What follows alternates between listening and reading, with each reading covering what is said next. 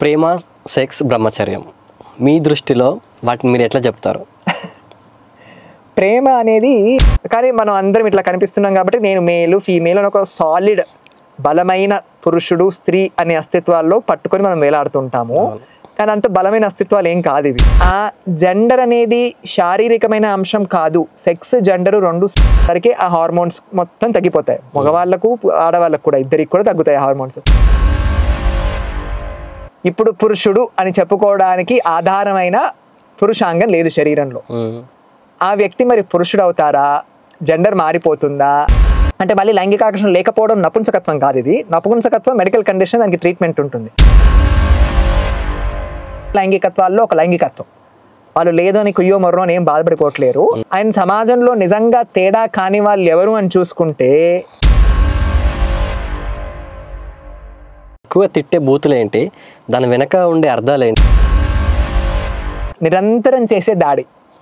నువ్వు ఇది ఆ దాడి ఎందుకు అవసరం అంటే ఆ నిరంతరం అధికారం ఉన్నవాళ్ళు అధికారం లేని వాళ్ళు అనే ఇద్దరి మధ్య. నేను ఇప్పుడు సినిమాల్లో కూడా ట్రాన్స్జెండర్ వ్యక్తులకి ఒక పాత్ర ఇచ్చి అవకాశాలు ఇస్తున్నారు కదా, దాని మీద మీ అభిప్రాయం ఏంటి? అది ఒక ఎంటర్టైన్ సబ్జెక్ట్గా అయిపోయింది పూర్తిగా. అయితే రీసెంట్గా తెలంగాణ ప్రభుత్వం ట్రాన్స్జెండర్ వ్యక్తులకి ఉద్యోగాలు ఇచ్చింది. ఇదే ట్రాఫిక్ సిగ్నల్స్లో ట్రాన్స్జెండర్ వ్యక్తులు కొంతమంది యూనిఫామ్ వేసుకొని ట్రాఫిక్ మేనేజ్ చేస్తుంటే అదే ట్రాఫిక్ సిగ్నల్స్లో మరికొంతమంది ట్రాన్స్ వ్యక్తులు అడుక్కుంటూ ఉంటారు. వాళ్ళందరూ కూడా ఇంజనీరింగ్ మెడిసిన్ 15 ఏళ్ళ తర్వాత కూడా అదే ట్రెండ్ నడుస్తుంది అంటే ఏమంత పెద్దగా మారాము?